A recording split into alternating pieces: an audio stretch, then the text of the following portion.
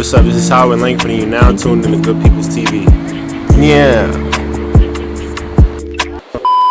What's going on, everybody? What's going on, everybody?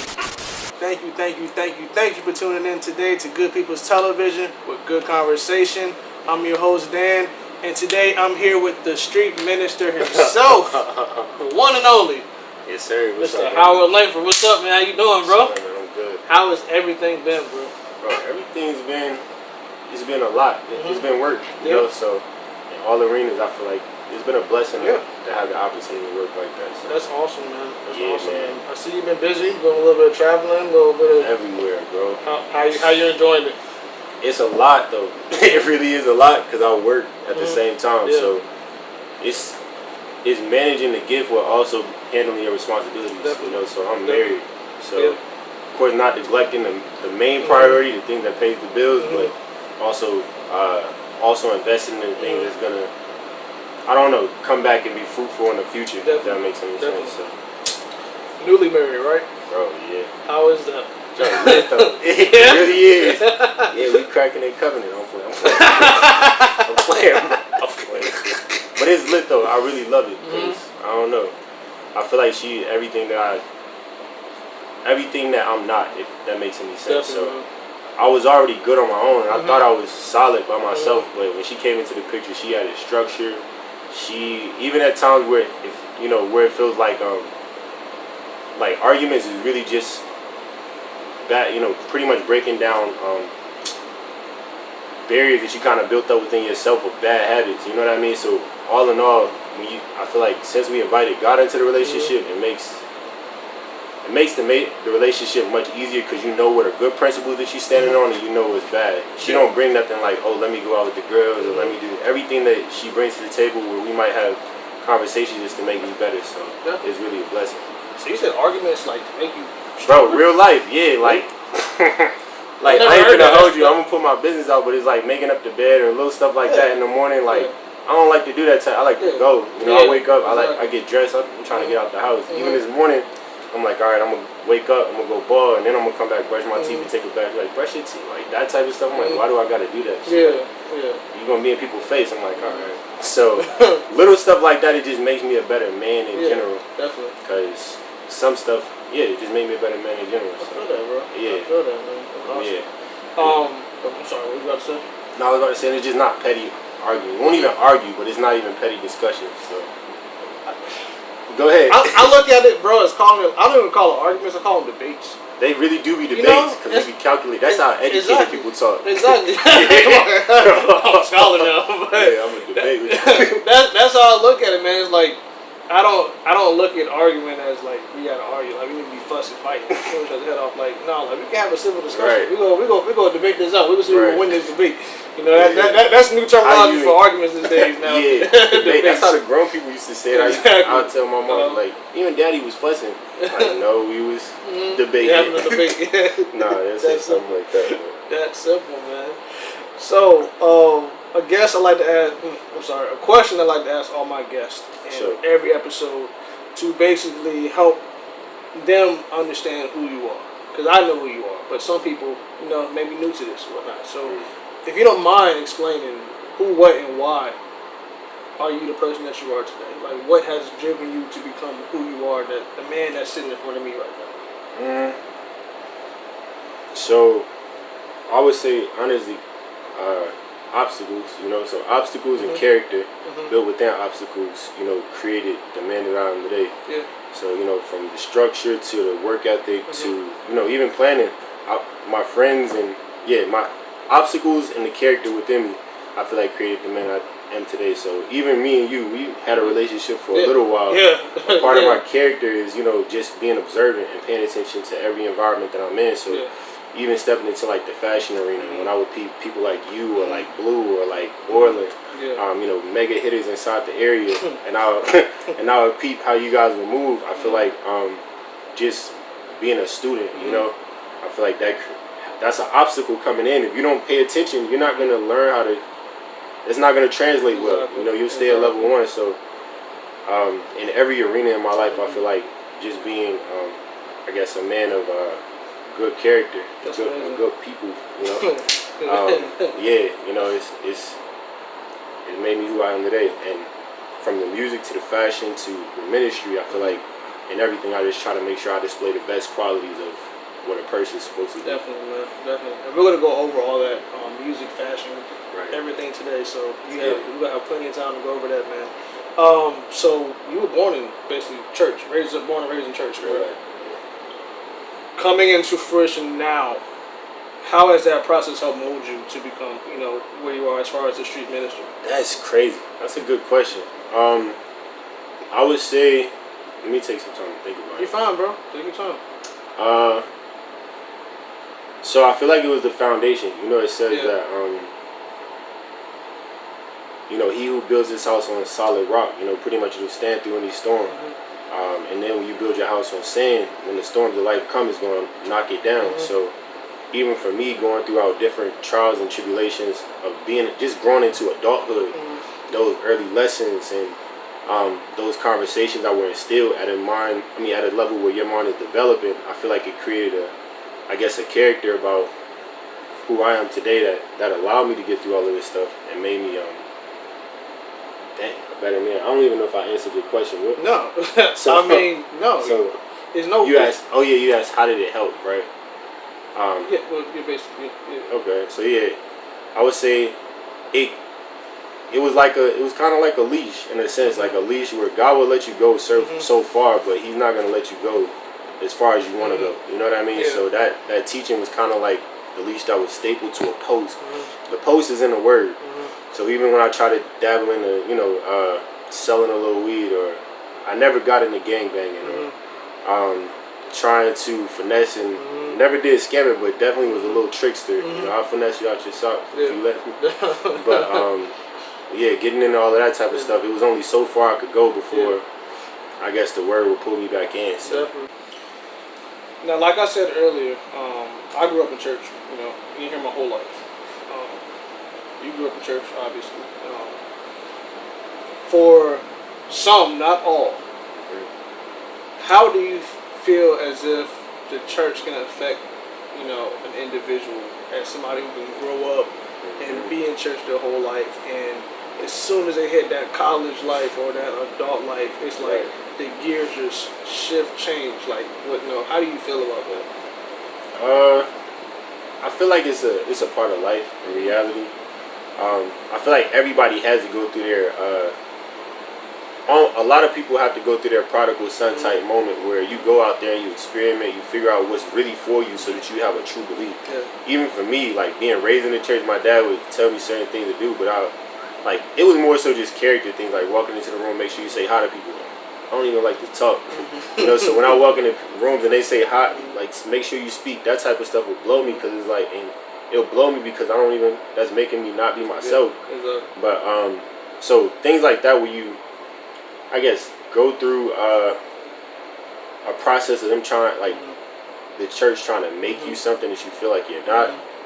Sometimes, like, that can be damaging to somebody's character, because when they finally get that sense of freedom, they do everything that they wanted to, you know. But I think overall, being raised inside of a church is solid as long as you find the right church.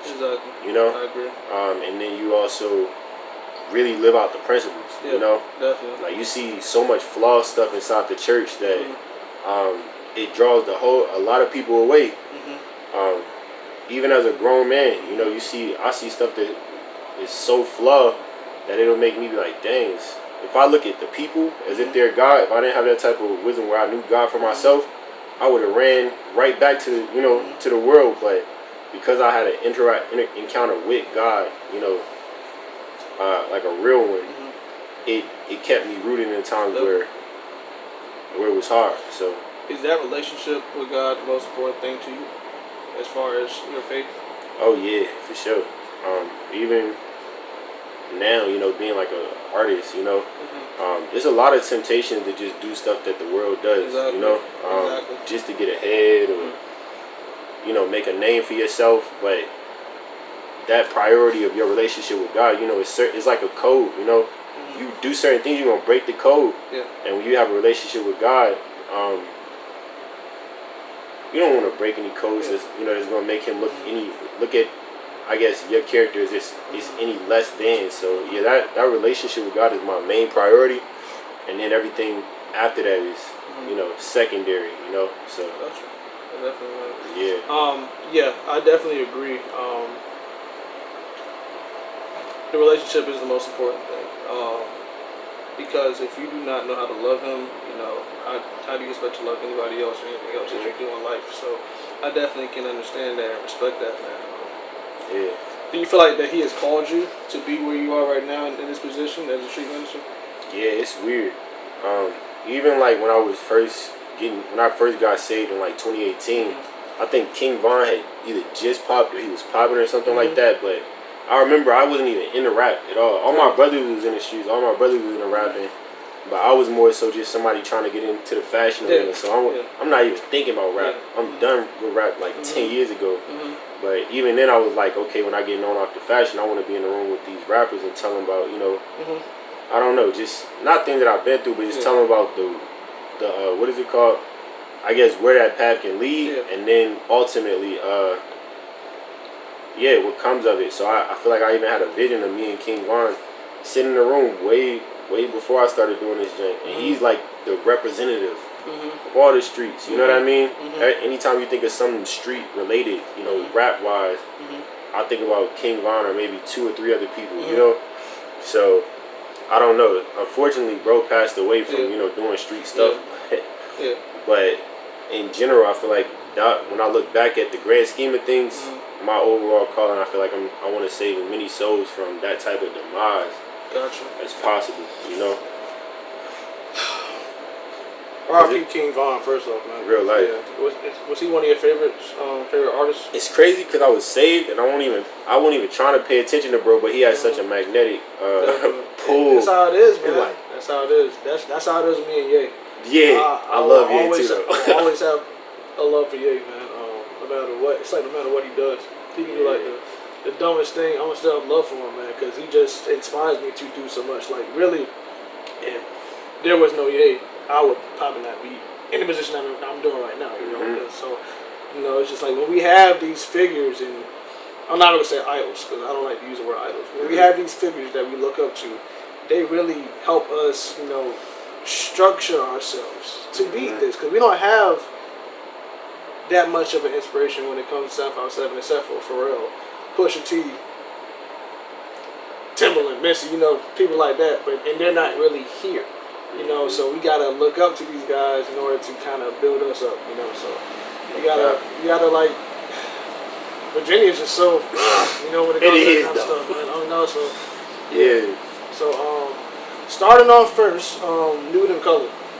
That's all you, man. I remember when that first started off, man. So I gotta hear about the creative process as far as coming up with Nude and Color. Nude and Color? Yeah, man. It's crazy because I keep saying it's crazy, but and he's rocking it right now. Y'all can't tell. He got it on right now, so gotta come right all the time, Yeah. When I first I used to work with my man's G, Nick Gibson. When I first walked into the job, he was telling me how he's been a part of like clothing brands and things like that. And I told him I was looking to start a clothing brand, but I ain't have no type of nothing in mind. I didn't even know how to make a screen printed T-shirt. I just look at him like, dang, that's cool. So, but I would have ideas in my head about innovative designs. So I told him I'm trying to get into it. He said, okay, I can help you. And just being the type of person he was, we sat down, we chopped it up. We'll come together and I guess try to figure out our angle and how we're going to approach it. And at the time, I wasn't saved, so when we made Nude and Color, it was first called Nude, and it was about being comfortable in your own skin. And it still has. And I laugh because it's crazy, because I remember when you guys were starting this project, and Nick had hit me up on Instagram trying to get me to help you guys out. And I was actually just starting a little hiatus for myself. I think I just finished my second fashion show at that time. Right. And I was like, I want to help out, but at the same time, I need this time for myself. So I think that was me, bro. Oh, you hit me up? Yes. I was wow. Like, bro. Okay, I knew it was one of y'all. Wow. Yeah. Yes, man. Yeah, I remember that, bro. I was like, I wanted to, but my mind just was not in the place to even create, man. Because you were doing Naive Dreamers. Yes. And I remember, like, after that little hiatus, I was like, I remember talking to you, I was like, yeah, I hit up Dan, I'm trying to get bro to be part of this. He was like, and I told him, like, right now you was focused on what you got going on, but then you popped back up with good people. I'm like, this is legendary. But it was like, it was cool because I feel like that was a representation of what Virginia is. You know, we might not have a lot of people that are just like flashy, or a lot of people, well, we do, but it's not like a culture where we're known for a lot of things, but it's kind of that good southern feel. You walk into a Norfolk neighborhood, you know what I mean? Well, not Norfolk, but you walk into like a Chesapeake neighborhood, or, you know, even Norfolk, some areas, you know, when you get to know the people, like how genuine they are, you just feel that real, genuine good love, you know. So I felt it as soon as I seen the brand. I'm like, bro, this dude is a genius, you know. Man, oh my God, come on, man. Yeah, for real. I appreciate that, though, man. We all help each other, you know, be who we are today, man. If it wasn't for y'all, anybody that's creating right now, I would not be anywhere where I am right now. So I got to say thank you for, you know, inspiring me as well, bro, because you do that too. So you just recently released a tape, Proverbs 31, a woman tape. Yeah. Amazing project. Thank you. Congratulations on that, man. Sure. I have to ask, what was the process of creating that project, man? Honestly, I just kept recording songs that I felt like had an up-tempo to it for girls. It was really taking everything that I expected in my wife and putting it on wax, because in reality, alright, so it was two aspects of it. In Christian rap, I noticed that girls had a depiction of being like either like a temptation or just like a Jezebel. A Jezebel, if you don't know what that is, a Jezebel is that, like, there's this king inside the Bible called Ahab, and he had the responsibility of running the whole land. Jezebel was his wife. She had a controlling spirit, you know, and she pretty much caused him, and she had pretty much a heart behind her where she hated all the prophets in the land. So she wanted to kill every single prophet in that land that he was running, and he was pretty much letting all this stuff go down, you know. So for her, like, a Jezebel is a really bad thing, you know, to say about a woman. So you'll hear that kind of thrown around inside the Christian field. And for me, when I would see it, I knew I was married. I mean, not married, but I'm with a girl. She's solid, you know. She taking care of things that need to be taken care of. And I was like, I wonder how many girls listen to this and think like, dang, you know. I definitely don't. I mean, of course, you don't want to be the Jezebel, but at the same time, who's making music for me? So I listened to it, and I started making more music that just kind of put the characteristics that I wanted inside of a wife in there, you know. And Proverbs 31, that's an actual scripture where it's a Solomon in the Bible. You know who he is. But for those who don't know, that's the wisest king and the richest king that supposedly ever walked the face of the earth, you know. And for him, he was pretty much, he left, Proverbs is a whole book of the Bible where he leaves instruction to young men on how to conduct themselves in wisdom. So Proverbs 31 is the last chapter of Proverbs, and it talks about how, you know, what to expect inside of your wife. So he's listing all of these characteristics that pretty much show a boss lady, you know, who takes care of home first. So for me, coming up with the Proverbs 31 woman was pretty much taking those characteristics and putting them in the modern day term. So you basically use that as like a tool to basically, you know, help guide you to that perfect one for you. Like an infrastructure, yeah. Even for me, with my relationship, you know, like when I first met my girl, I kept reading Proverbs 31 and kind of praying it inwardly over like what I wanted in my relationship. You know, so exactly, you know, so. In a sense, like she started off, she was a great, you know, candidate for a wife anyway, but it was still certain things that didn't line up with what I wanted, you know, from the woman that I'm gonna spend the rest of my life with. So for her, you know, when I would read these things and I pray these things, it just kept coming into fruition where it was like it was a slow inward change where I didn't even have to say, oh, you need to bring my plate, you need to do this, you know. I'm not even that type of guy, you know, but her mom might teach her, or her dad might tell her to do this, and the whole time she's getting that training to become the perfect wife. So yeah, and now she a complete Proverbs 31. Like, she the representative of a Proverbs 31 woman when I think about one. You know, for me, I'll say this. You redeemed yourself from earlier. So. Yeah, nah, you heard the first one. You redeemed yourself from earlier. So we're good. That's amazing, man. That's awesome, man. To be able to find those characteristics and those qualities in a woman, because like dating is hard. Yeah. Dating is different. I'm glad I don't have to date right now. Right. I do not want to ever date again. Yeah, I'm good. It's like it's so different now, man. Like society is just it's nowhere near where it was. So I had to sit up. Yeah. I'm like, for real. It's stressful, man. It's stressful. I feel y'all. Any guy that's out there in the market, I'm like, dang, bro.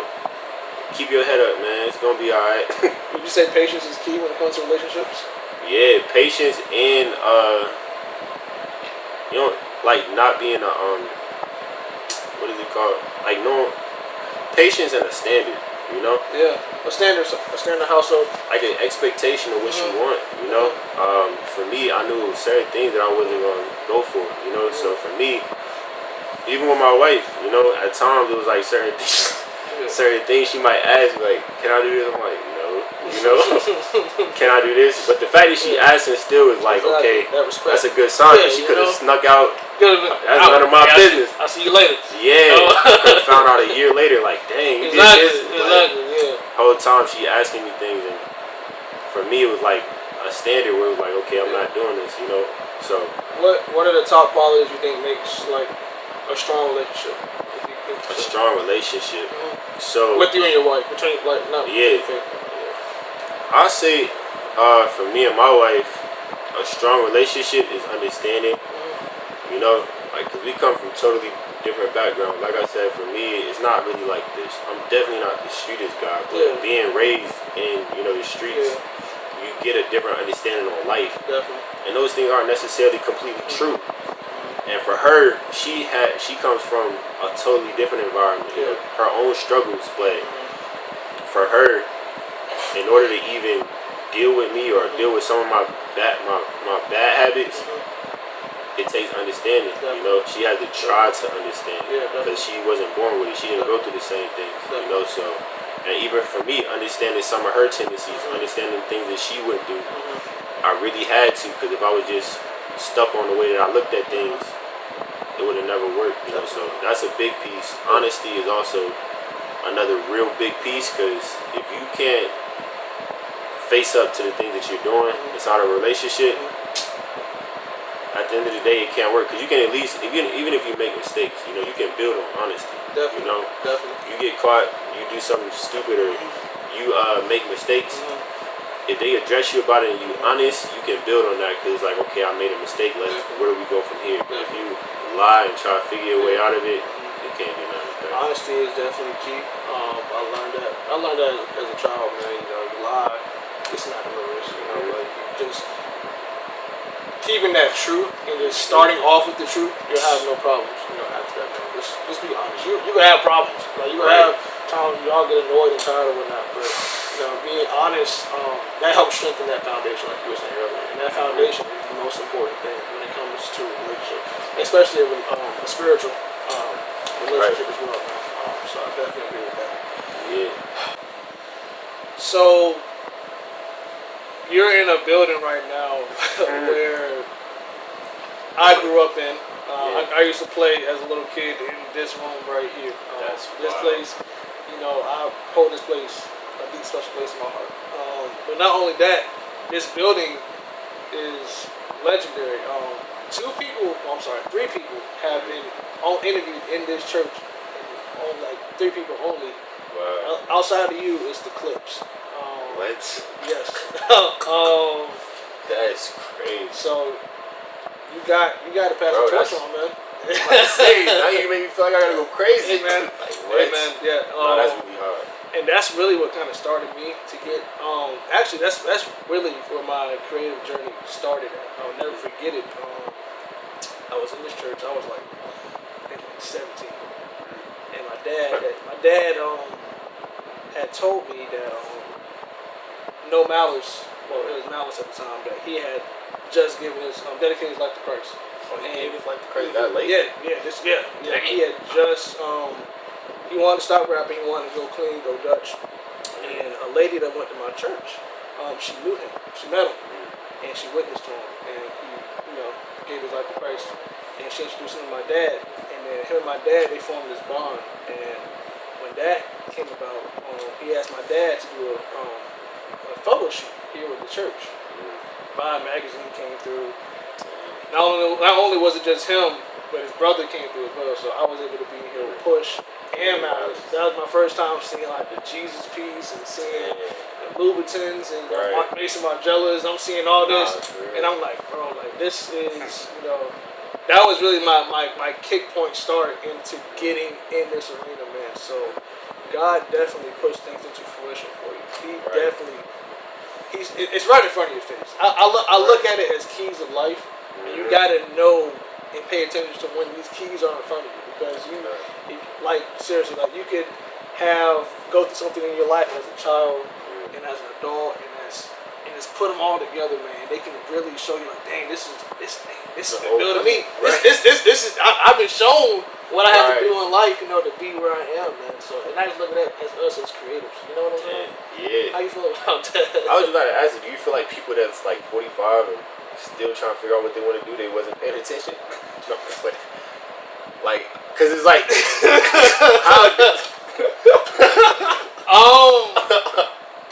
it's a possibility, bro. I mean, I'm not gonna say that you're not paying attention.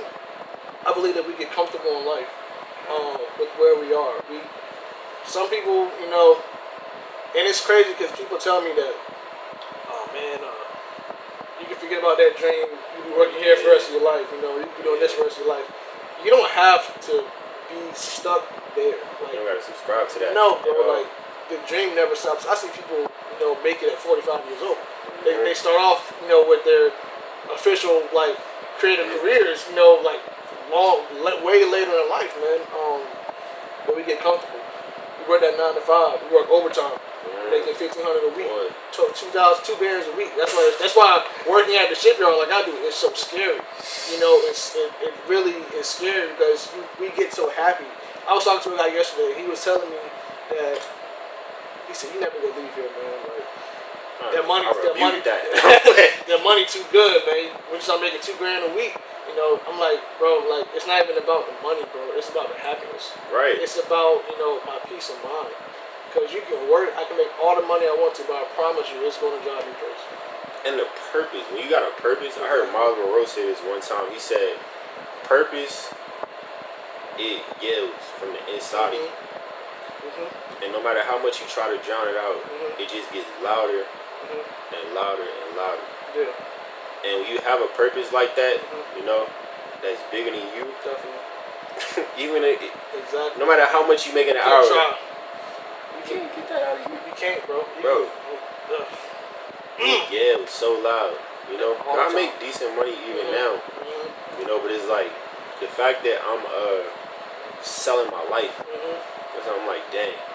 At the end of the day, even if I make $1 million on this job over the course of these years, or $2 million, that passion is still where. It's like at the end of the day, you bought my whole life from me. I'm 60. Isn't that crazy, bro? All my influence is gone. Isn't that crazy? That you gotta work that long in order to retire and to be able to finally relax in life. Like you have to go through all that work before somebody. Bro, life really be trying. Like if you fold, that's you get what you get. Life will really try you, and you gotta really stand up to life and say, look, man, win, lose, or draw. We're gonna fight, because at the end of the day, like, I'm not, you either gonna settle and take whatever it gives you, or you're gonna have to fight for what you want. But that's real, like, and it's crazy that even people that gave up on life, they're gonna start telling you and speaking over you, like, hey, man, I see all that, hunger you got right now, but that's a short flame. It's gonna die out, and you're gonna, like, who are you to say that? I always, even when I take a break or I'm like, man, I don't want to do this no more, I always end up in the same position. Like, either I'm drawing something up or I'm thinking of something crazy. Like it's within me. And just a little inspirational piece for you. Like, you know what I think of when I think about my passion from time to time, not all the time, but I think about your.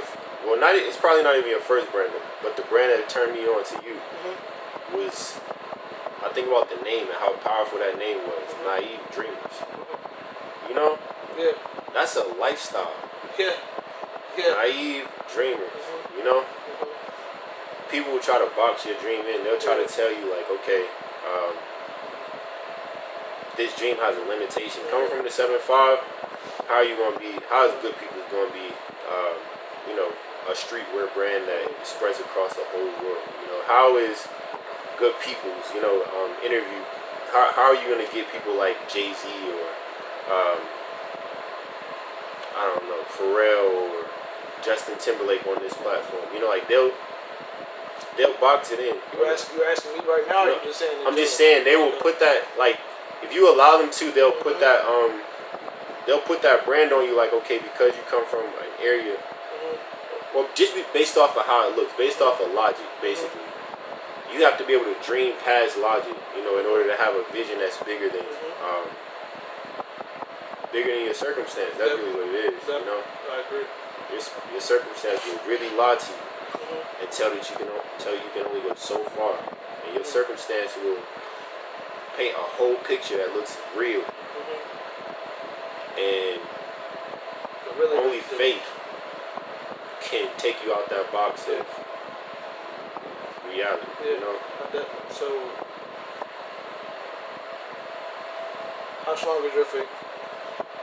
My faith, I say, is rock solid. That's not even a humble answer. That's about, I say it's rock solid because it's tests that build your strength, you know, that build your faith. You know, it says in the Bible, don't get weary in hard times, you know, because all it does is test your faith, and it strengthens it, you know. So even growing up, you know, I feel like I've seen, I ain't gonna say as bad as it can get, but I've seen it almost inside of America, at least, because there's a standard for America that is a low standard, but if you go to Africa, our low is their highest. You know what I mean? So, but inside of America, I feel like I've seen just about as low as poor can get. You know? Yeah. Even in some situations, I've seen about as violent as, you know, violent can get. You know what I mean? And coming out of those situations, you know,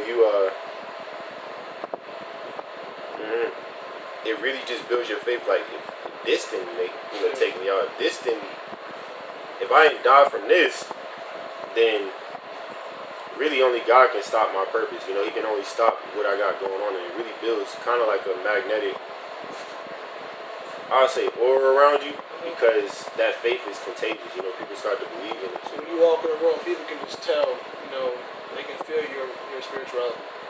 Almost. I ain't gonna say that. Okay. I know some people can. I've heard that somebody can walk in a room. My dad is feel like that. Really? Yeah. When he walked into a room, he's like, I know he a man. Yeah. I don't know. I know how. What defines that for him? I'll say just watching him though. I'm gonna be honest. Everything that he does is God oriented. You know, like from the music he listens to. Yeah. He does not like any secular music. You know, all he fills himself up with is God. You know, to the things that he says out of his mouth, you know, he won't say a curse word. I've heard him say one. Yeah. He was really tight. But they mad, boy. They be slipping up, boy. It would draw it out of you though. But man,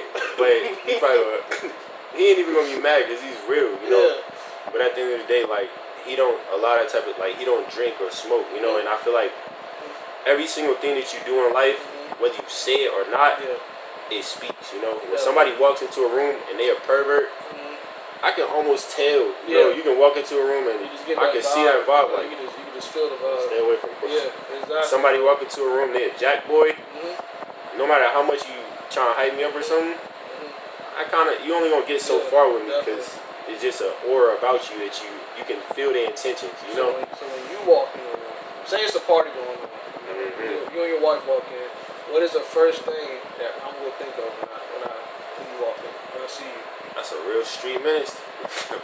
Hey, no, I mean, really, I'm gonna say honestly, I feel like my biggest scripture that I get inspired by is that we're in this world, but we're not of it. You know, so I can walk into a room like that, and you can tell that I'm not like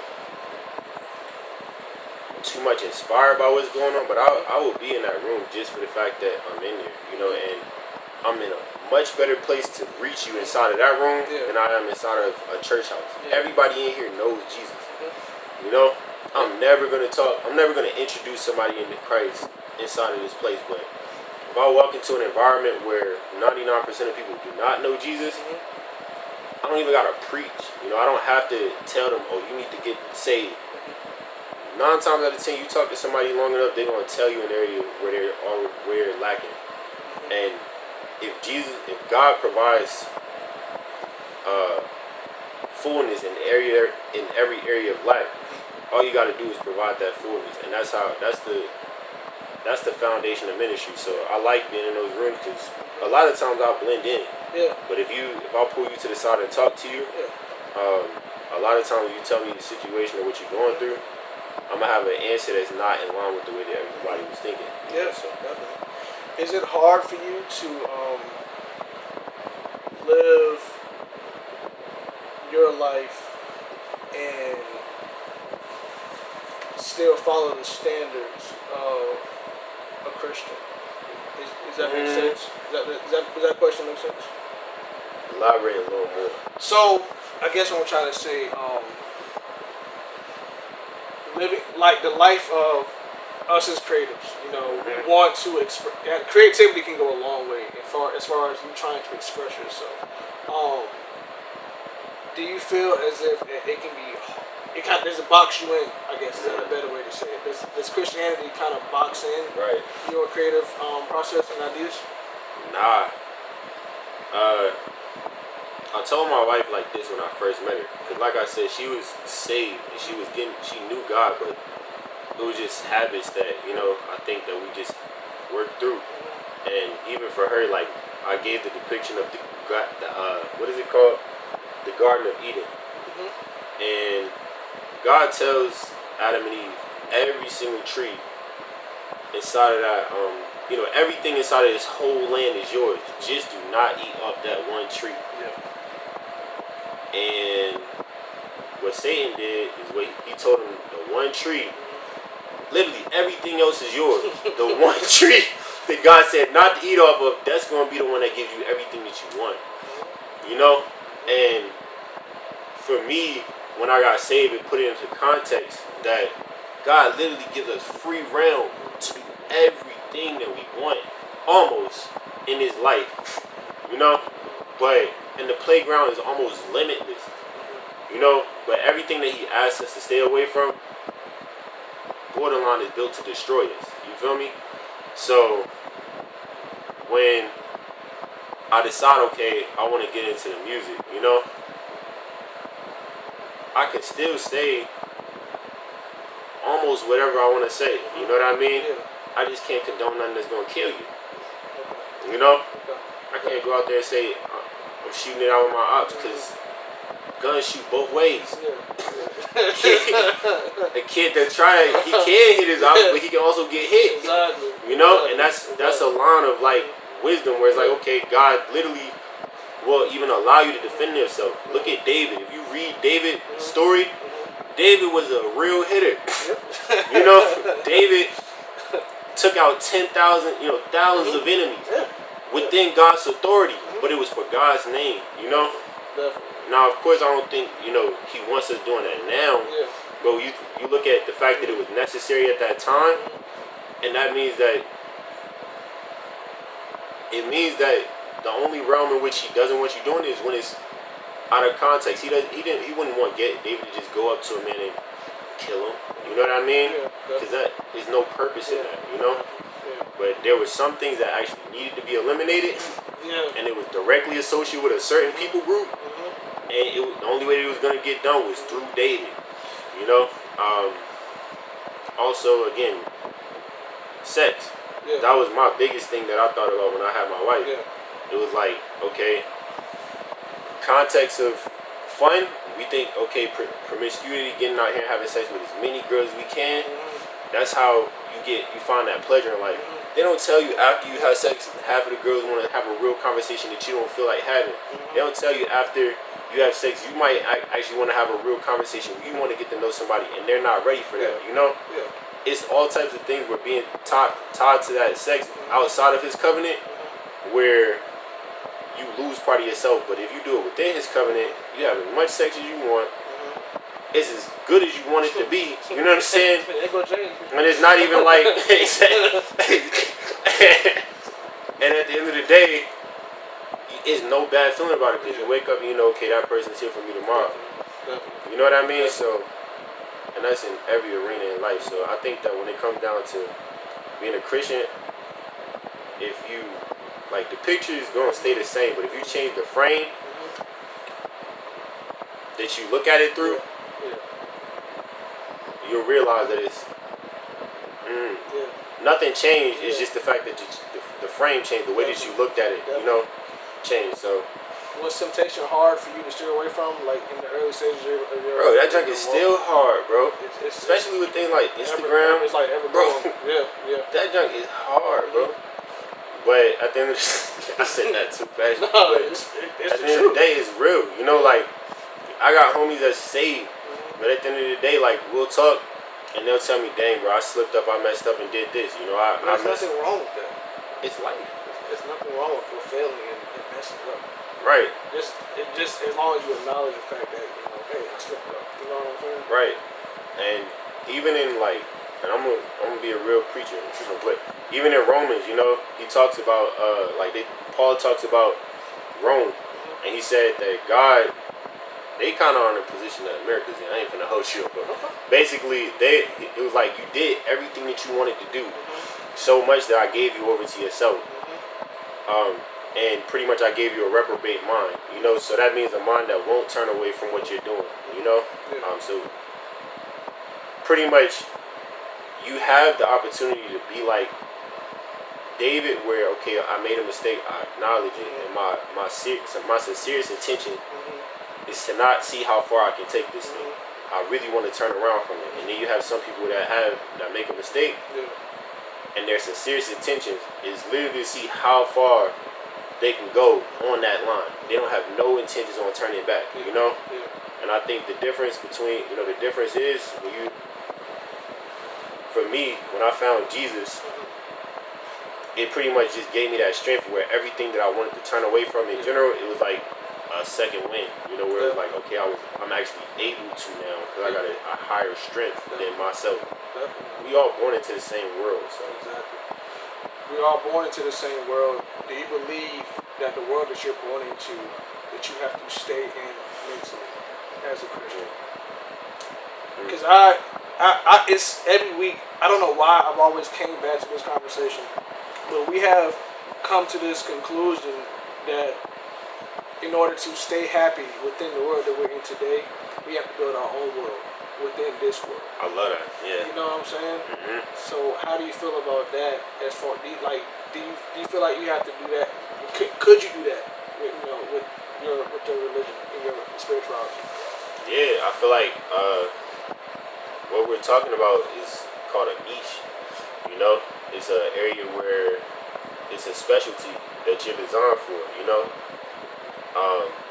so when we talk about building a world within our world, in order for it to be authentic, it has, in order for it to really stand, it has to be authentic. You know, and I think that's where your niche comes from. You know, you look at Kanye, his world is just as impactful as Jay-Z's.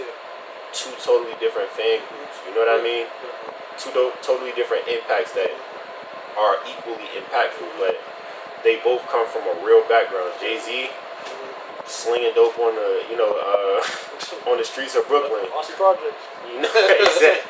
And Kanye, packing up his book bag, trying out the college thing, but dropping out. Selling beats, you know what I mean? And exploring creativity in every single sense of the word, you know, but for both of them, that niche that they were designed for, it allowed them to get to where they are because they stayed as true to that as possible. Even if you hear Jay-Z, he talks about where he started. Like, you know, he'll say came into the game with 900. You know, came into the game What did he say? I think he said came into the game with 900 stacks off selling G packs or something like that. You know, I'm like, dang. You know, but in a sense, you see him now. He's a completely transformed businessman, but whole different person, like 180, bro. Yeah, 180. Exactly. But at the same time, he still embraces his, you know, his niche where he comes from. Definitely. So I feel like for us, you know, in order to really find out how to be as impactful as possible, you pay attention to what you've actually been through in life. Definitely. And you pay attention to what you can take from what you've actually been through in life, and you give it to people who need those answers. Exactly. And that jump grows because people, so I feel like for Christianity, it's just a part of everything, you know, like Christianity is a big part of my story and how I went from who I was to who I am. Yeah. So it's a part of what I talk about in the fashion. It's a part about what I talk about in the music. You know? It's a walking image of you. Yeah, if I wasn't real, I couldn't do it, you know? Yeah. Even going back to what we talked about, and I hate to make this answer 30 minutes. It's okay. But, it's alright, bro. But going back to what we talked about, you know, being raised inside the church, you're like, can that be detrimental for some people? I think the reason why it wasn't detrimental for me, and I kick myself sometimes for saying it, but I knew for me, I told my dad every single time we had those conversations, like, say hi when you walk into a room, or do this or do this. I told him, I don't want to be godly based off of what you told me. I really don't. I can't, you know, I can't even do it if I don't understand God, you know? And for me... Yes, bro. I'm glad you said that. And because a lot of people don't think about that when they're raising kids, you know, in the church. My parents, they did a great job raising me with the church, you know. My parents not smothered me with it, but they said, you know what you're supposed to do. But, you know, it was like always understanding. It was never like, you know, let's go, church, no. Suit tie every Sunday, you know, but like some parents, I'm not gonna say they're not fair, but I'm gonna say they're not as understanding to their children when it comes to, you know, living a God-fearing life, you know, and it can be taxing, especially for kids. A kid, bro. Yeah, man, because it can sometimes turn for the worse.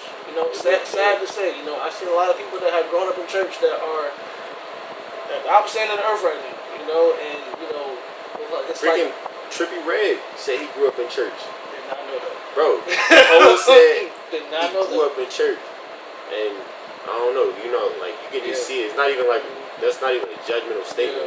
But it's just like what you represent. Like, you put it out there. You make it known. So. Definitely.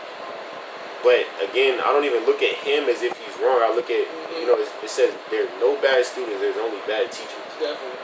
So when you look at people that grew up in the church but went the wrong way, I look at it as if, okay, somebody miscommunicated this thing. It's a good thing. Exactly.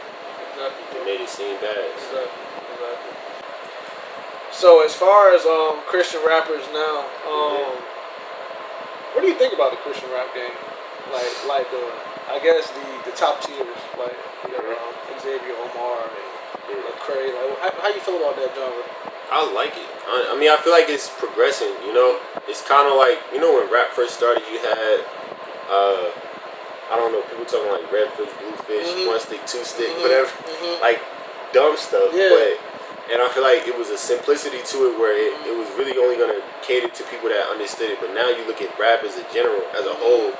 You got people like Lil Uzi making music for people who listen to metal. You got people like, you know, freaking, I don't know, like, I don't know, what's that dude's name? Big Brr. I can't remember his name, but you know, my boy, you know, he just make music for the trapped out, you know, for Gucci Mane, you know, make music for people that's trapped out, or I don't know. So rap in general started in a real small area, but it expanded. I feel like overall, Christian rap is at the same point now where I feel like it has its own little demographics, where it's pretty much a playing field where I feel like it's set to explode. That's my prediction. because I feel like it's context within the music content within the music that actually gives you understanding rather than like I be listening to some songs and I be like, bro, some of them be hitting though. It's a vibe around the songs that's lit, but when you listen to the actual words, I was like, dang, I can't apply this. If I try this, I'm not gonna be here for long. You know, like why can't you? What, try it? Yeah, why couldn't you? Just because. Alright. So for me, I feel like if I listen to A$AP Rocky and bro talk about hitting 30 different girls and being fashionable and swaggy, for me, if I say, okay, if I apply this, if I apply hitting 30 different girls to my life right now, of course I'm a Christian, so it's not gonna work anyway. But I know kids come along with that.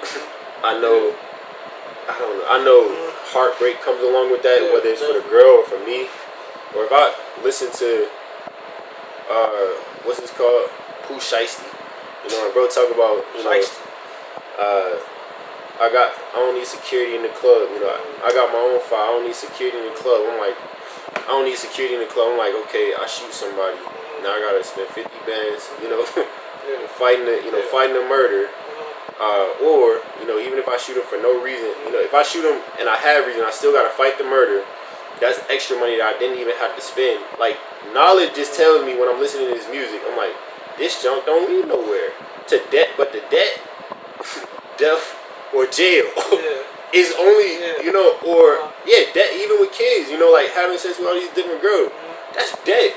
As soon as you have a kid and they put you in that court system, bro, they got you by a noose. Bro, your life is done.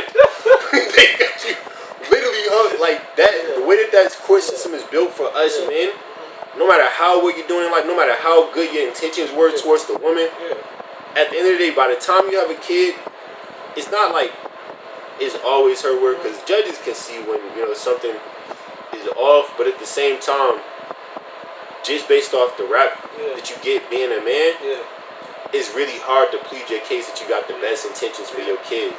Not that you don't want to spend $3,000 on child support. Exactly. Bro, I make good money. If I had a child and I was paying $1,200, $1,300, $1,400 a month, and that's a mortgage, bro. Yes, but if they was in my life, I can figure out how to maneuver it. Okay, you don't need these shoes. You know, I can manage it better. So when I listen to the music, I just know it leads to our community being the way that it is now. I know you were talking about all these different artists that, you know, rap. You know, there are different categories of rap. Before we close, I want to ask about Kanye real quick. I love Kanye. So how do you feel when Ye drops a song and it probably every Kanye West song I've heard just about is I love it. I love every second of it. But how do you feel when Ye drops a song and it may be a secular song, right? And it just go crazy, like crazy song like Father, I stretch my hands. You know, or I was on the gospel jump. You know what I'm saying? Like, but then a year later, he releases a full-out Christian project. And then goes back to releasing a secular project. How do you feel about that? When I first saw him get saved, because I knew what I went through when I got saved. You know, I've seen it, and at first, I'm gonna be honest, I was weary. I was like, bro, I hope he's not using this as a gimmick. You know, a lot of people were saying that. And I could understand even him being upset, like, bro, I really got saved. God really changed my life, and y'all whole church. That convicted me, because I'm like, I definitely did look at you like, I looked at it as if it was fake. But even I could tell it was real by how he was talking. But by the time I heard the passion in his voice, I was like, I don't know if God told me, or if I just looked at it and understood that Charles was about to come.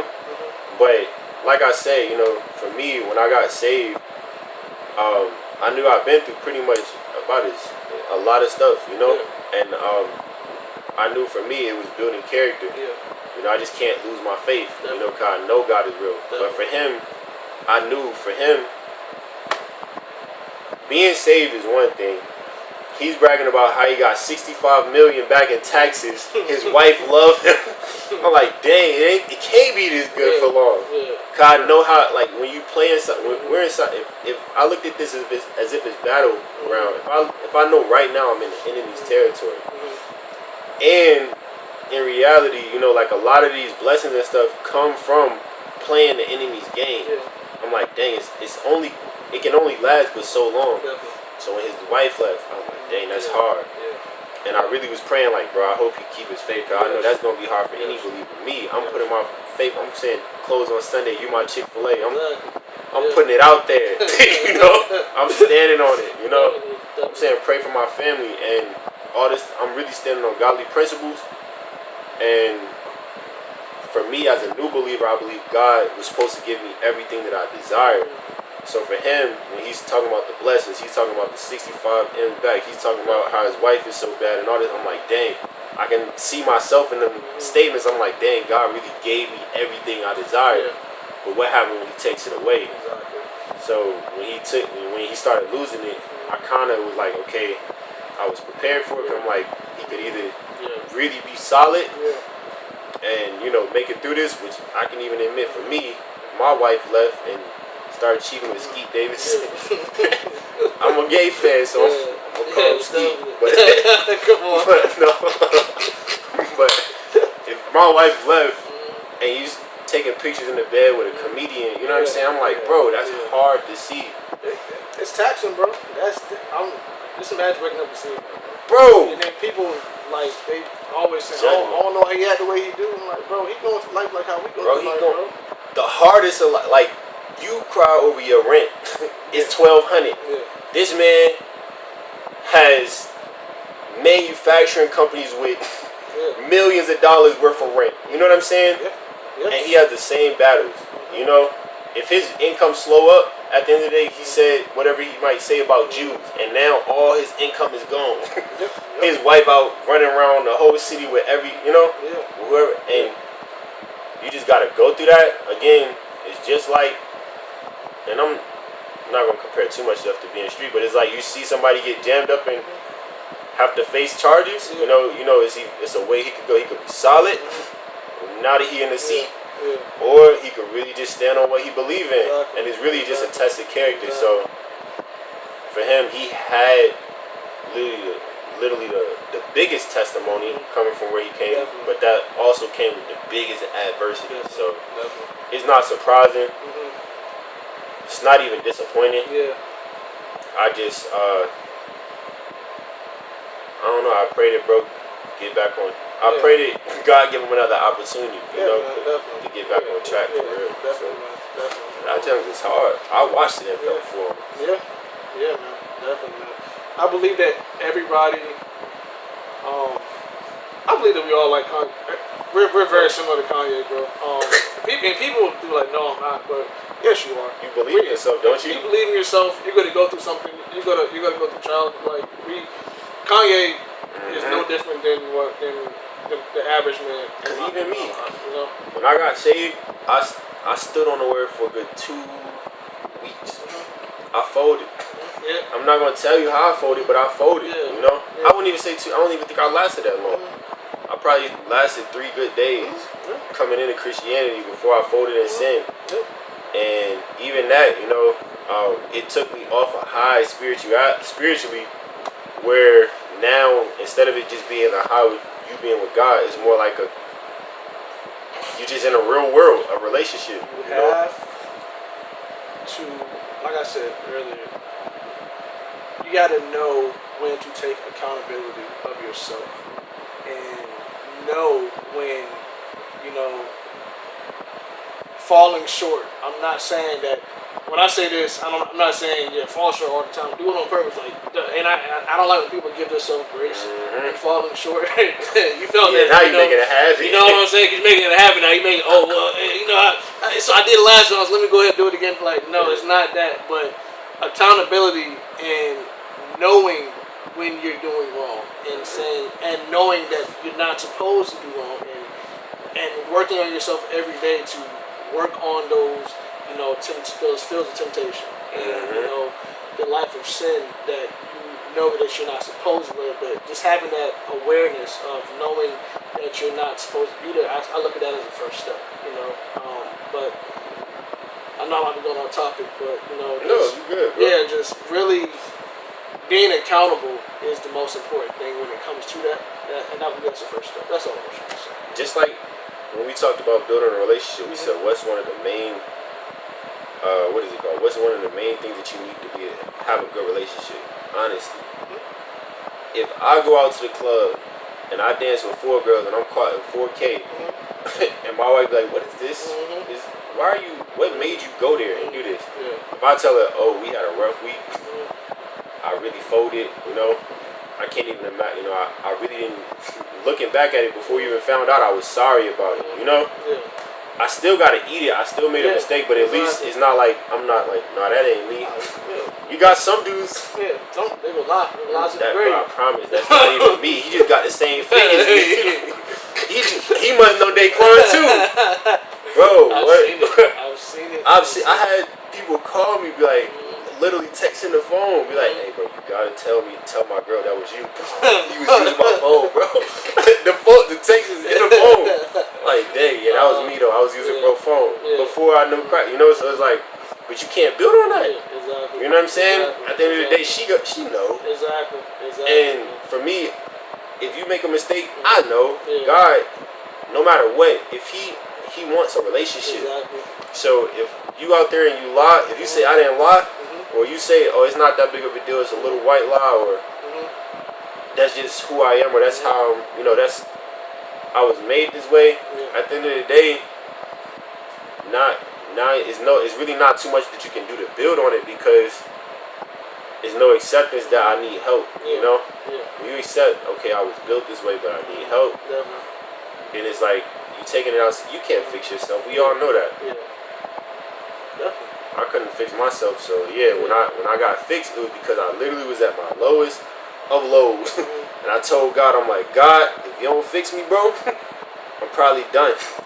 You know, and literally, I don't think I probably would have lasted another month in that situation, but I told God in my heart of hearts, if you don't fix this, I don't think it can be fixed. And in that situation, it was like, even when getting ministered to and accepting Christ in my life, it didn't feel like it was fixed, but when he actually revealed himself to me, it was so real that, like I said, I can never turn around. So, but it comes from knowing that you need help. You gotta acknowledge it. Exactly. So I agree. So as we close, is there anything you would like to say to the audience out there listening? Any inspiration? Just last minute words of good faith. You know, just anything you want to say. Like, this is your opportunity.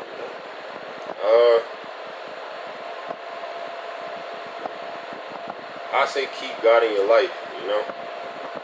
We all gonna go our different ways, you know. We all gonna meet him at different points, you know. There's a word that my grandma used to always say, and it was omnipresent and omniscient. Before I knew anything about God, I knew he was omnipresent and I knew he was omniscient. That means omnipresent means he can be in multiple places at once, and omniscient means he knows everything. So no matter what, as long as you don't reject God, he can meet you anywhere because he's omnipresent, and he can give you understanding for how to get out of your situation because he's all-knowing, he's omniscient, you know.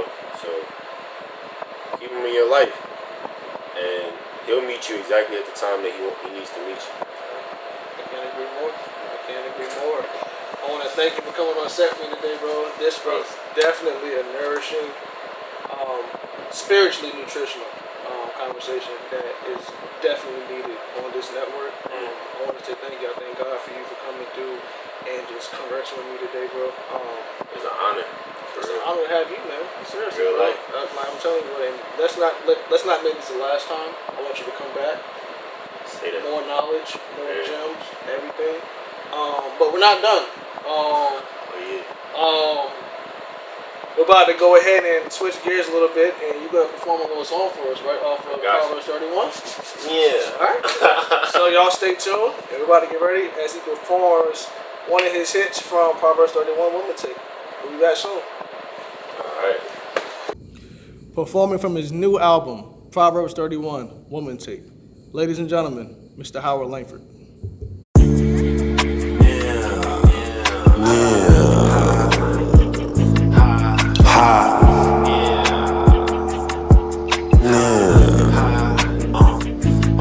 Tell me what you need from me.